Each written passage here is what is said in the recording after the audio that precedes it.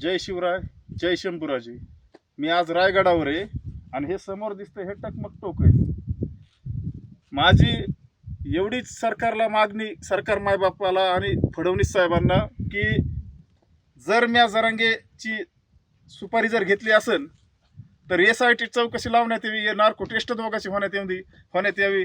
जर त्याच्यात मी जर सिद्ध झालो, मी जर त्यांची त्या सुपारीत जर सिद्ध झालो, तर ह्या टकमक टोकावून मला आहे का कडीलोट समाजाने करावात.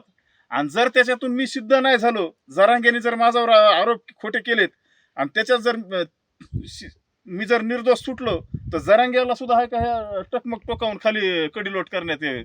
आणि माझी एवढीच विनंती, कळकळीची विनंती, जेवढे आमदार खासदार असतील महाराष्ट्रातले, माझ्या विरोधात कलेक्टर ऑफिसला निवेदन दिलं की अमोलला जास्तीत जास्त शिक्षा लागण्यात यावी. पण आता त्याच्यात त्या चार्जशीटमध्ये कुठं काही नाही सुपारीचा उल्लेख.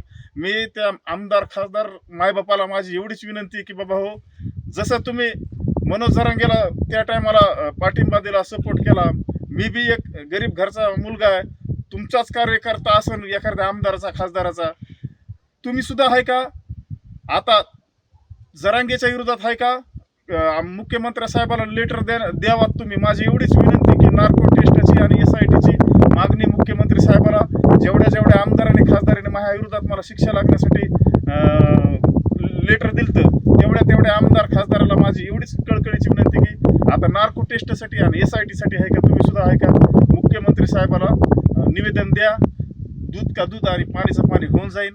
महाराष्ट्रात जे गैरसमज पसरला माझ्याविषयी ते महाराष्ट्रातल्या जनतेसमोर येऊन द्या.